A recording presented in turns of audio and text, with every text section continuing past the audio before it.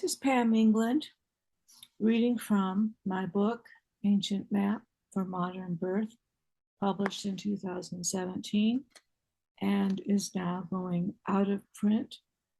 But I want to be able to share it with anyone who would like to hear it. So I'm reading selected chapters, and today is chapter 1, Ancient Map for Modern Birth. To envision your childbearing year as a birth warrior or as a mythic heroic journey changes everything. This radical, heart-opening map will change how you prepare for giving birth. It is human nature to want to know how to get from here to there without getting lost. As a pregnant woman, you will be handed our culture's modern map of birth, which is useful for navigating routine medical and consumer tasks. And yet, many women have told me that something is missing from that modern map, but they knew there was something more. But being uninitiated, they didn't know what it was. But when shown the ancient map, which reveals hidden terrain, they intuitively feel their inner compass, pointing to their true self. While this modern map we have is accessible through common knowledge, the ancient map must be actively sought. The journey you are making this year is a personal and unique to you. By following the ancient universal map of the mythic journey, the one that humans have been making for millennia, your childbearing year links you to all mothers who have come before you. This ancient map, the map of the birth warrior, is not a simplistic roadmap to achieving a perfect birth or any other specific outcome. Instead, it guides you across countless inner thresholds, over unforeseen hurdles, beyond your edge and into the unknown and uncharted territory. This map shows you ways to keep going and to find your way home again. Because birth is a rite of passage, you can expect to encounter mystery, uncertainty, and even a loss of control. The ancient map, tried and true, reassures you that you are not lost. With this template, women and birth workers, whether just beginning their journey or approaching the end, have found that their complex modern experiences suddenly click. They expressed gratitude and surprise when they heard and saw and felt their personal stories mirrored in ancient wisdom and knowing. So during your childbearing year, you will be traversing two paths at once. Your inner path of personal, spiritual, and psychological awareness, and the outer path of practical learning about birth. Birth is a heroic journey, integrates both paths, providing you with sustenance, information, inspiration, and tasks for supporting you through the experience, whole and integrated. The journey of the birth warrior is reflected in a complex map made up of many layers. Within your body, the living map flows through your veins. Within your soul, a timeless map guides your intuition. Within your mind, an ever-changing map is ingrained in your values and beliefs. Within your heart, a personal map connecting thousands of stories informs you. Mindful preparation for birth and parenting means becoming aware of the multi-layered map within you. Have you ever seen the cellophane overlays of human anatomy that were in the old Encyclopedia Britannica? Each system of the body, skeletal, muscular, circulatory, and so on, was drawn on transparent pages. So as you turned each page, you watched the human body building layer by layer from skeleton to skin. In this same way, as you turn the pages of this book or listen to the recorded series, new discoveries, and each task you complete will build a new self that is wholly ready for birth and your transition to parenthood. This map, like the book itself, is layered in 5 parts. The call to awaken the mother versus the patient, and tasks of preparation, gates of labor land, and the warrior's return. So I'm going to give you just an overview of a few of these areas, and then as the chapters progress, I'll go into them in much more depth. If we make a mandala, just a circle, and divide it into 3 parts that represent the phases of the birth warrior's journey: preparation, descent, and return.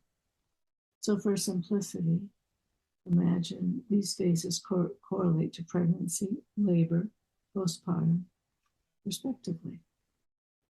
Although for some, the ordeal may be experienced more in pregnancy or in the return. We're just going to keep it simple and make it pregnancy, labor, and postpartum. So the first thing is answering your call. Throughout your life, you have heard many calls to travel, to pursue a career, to choose a life partner, and now perhaps a call to motherhood or parenthood, or to give birth in a particular way and place. We are called not merely to do something new, but to, more importantly, restore our internal balance and fulfill our soul's need to know something that or do something that we haven't yet done. Answering your call is more than making a silent promise to yourself or a proclamation of intent. When you answer a call, your answer is actually manifested in actions that are infused with your fierce, unswerving determination. But you begin to answer. You begin to answer by taking small, practical, necessary steps towards realizing what you are called to do that you haven't yet done, to actually realize that who you were meant to be. And to realize this, it requires a mythic journey, an ordeal, kind of a leaving home, which means leaving everything you've ever believed in or your comfort zones, what your family believed in, leaving home, going through an ordeal that takes you, really brings you to your knees till you don't know who you are. And then the return is a reintegration and a coming to know a part of yourself that you haven't yet realized. So your personal preparation for this rite of passage begins with a call. And this call does not come from your mind, but from your heart. So the next phase is preparation. Preparation for the ordeal or the quest that lies ahead. There are 2 distinct phases of preparation: unintentional and intentional, or conscious and unconscious. The unconscious preparation was your earliest prenatal preparation. It was unintentional, even accidental. It began passively during your childhood. You absorbed and created countless assumptions and beliefs about life, relationships, religion, birth, and ways of thinking while living through the ordinary activities of growing up. As a child, you did not get to choose the assumptions, beliefs, images, and stories that created your internal compass. And this internal compass still points you in certain directions, even when you know better. Now, intentional preparation begins now. As you thoughtfully question those earlier assumptions, beliefs, advice, and authority, while actively gathering and assessing new information from a variety of sources. Dare to look in every direction, including points of view that challenge your own long-held opinions. You really can't do this alone. It's impossible to prepare yourself fully for a journey you've never made before.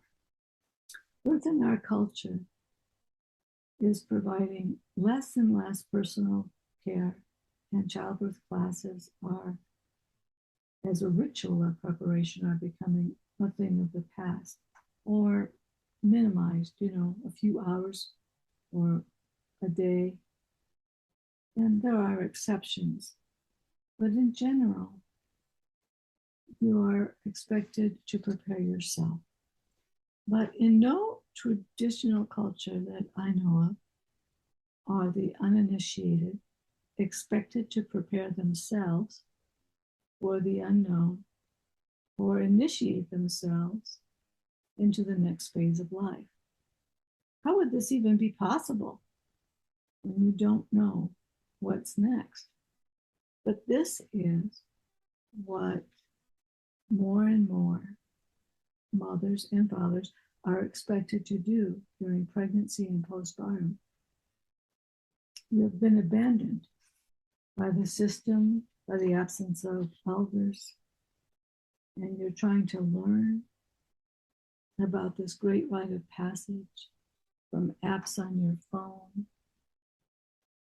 stories from traumatized women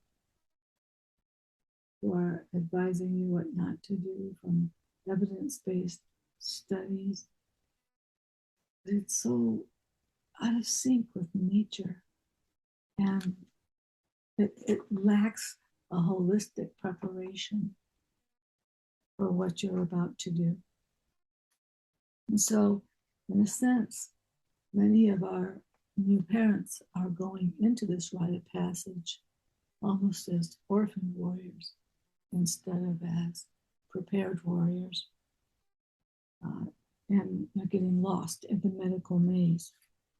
So one of the things I'm trying to do through this book is to give you some direction, to awaken some ideas in you, and encourage you to change the way you're anticipating or expecting labor and birth to be, so it can be not necessarily easier or natural, but have more meaning during and afterwards. So when you go into a rite of passage of any kind, and even though labor and birth is something that, as has been said, millions of women have done for millions of centuries, millennia, it doesn't matter. When you, for the first time, go into laborland, you are entering the terra incognita. Terra incognita is Latin for unknown land. It was a term that was scrawled across old maps before the interiors of continents had been meticulously explored and charted. So as far as the explorers would get with each adventure, with each journey, they would come back and tell the map makers what they had seen and the latitudes and so forth. And maps would be made, but there was always something beyond that that nobody had yet seen. They would scrawl terra incognita across the map. But with CPS and satellite imagery, we have solved most of our world's geographical mysteries. We can no longer see this term on maps. However, in rites of passage, such as childbirth, there is always a terra incognita that lies within. Before labor, as a first-time mother, you can only imagine what labor will be like. Then at some point during labor, you will cross a chasm and enter your terra incognita, the place your conscious mind could not have envisioned or expected. It is here, in crossing this threshold, that birth becomes a rite of passage, right here. No matter how many times you go to labor land and give birth, or how familiar some of the landmarks become, you will encounter something unexpected, a new territory to explore.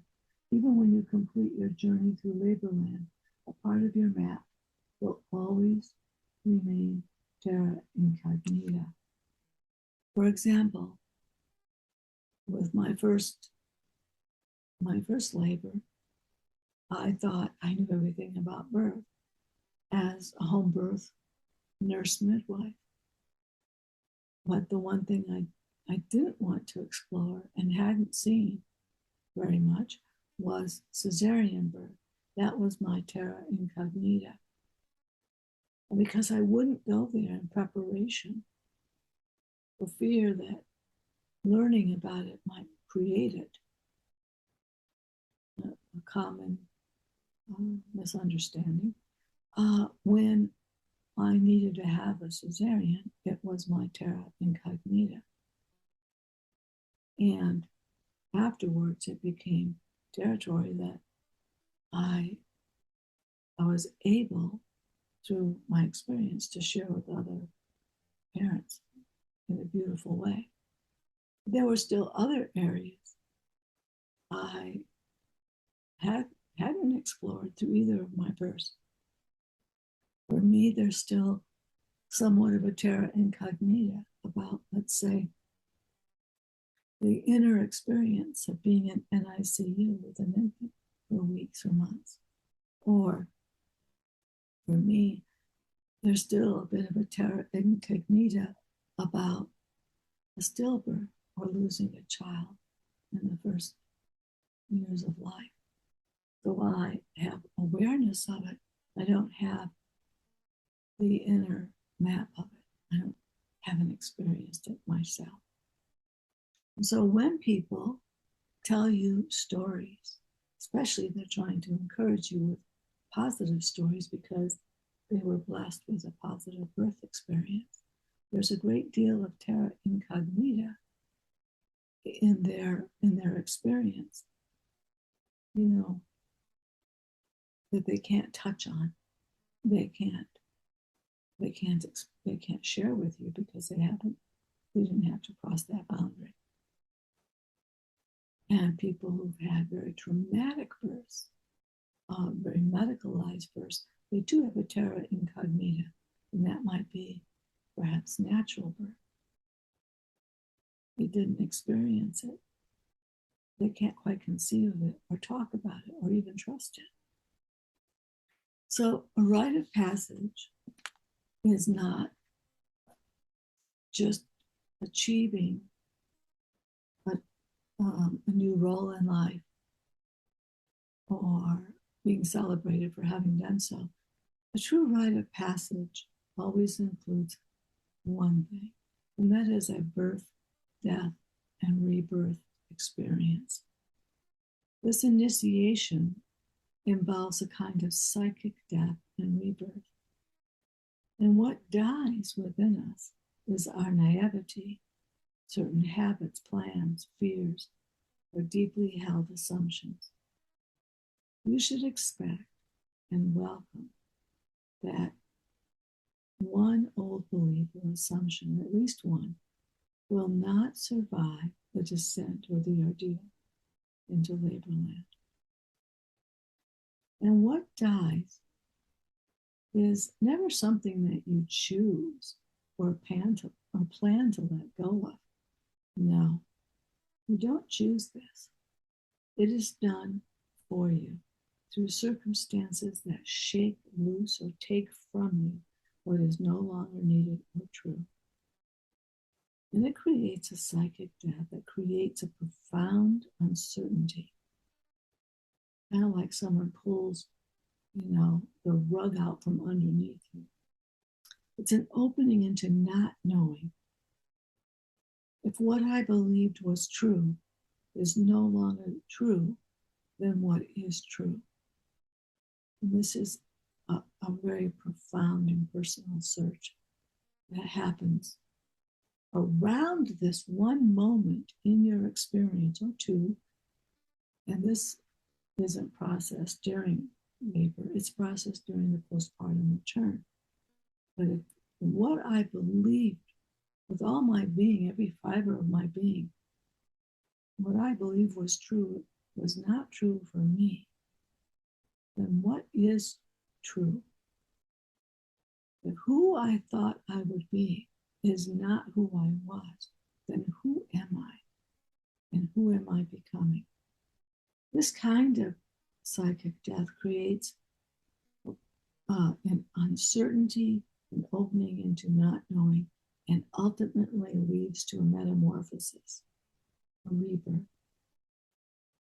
Your heroic task, the task of the birth warrior, in the sacred void of not knowing, will endure well into your return. It is the continuous challenging of your core beliefs and assumptions about who you are, about birth, maybe about being a mother or a father, or about yourself. Call to return.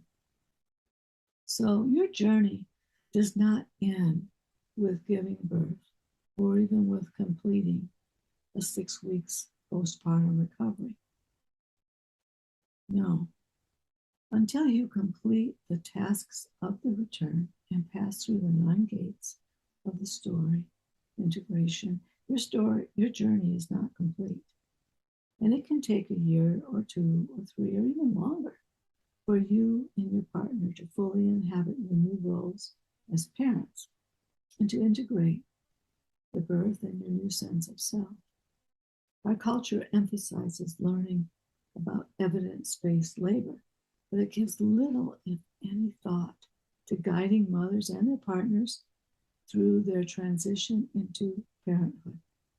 The Birth Warriors map aims to return this piece to the modern map. When your childbearing year becomes a journey of the heart, you will not just be birthing your child. All along the way, you will be birthing a new self. Not just the new self as a parent, but a new self with knowing who you are in a really different way.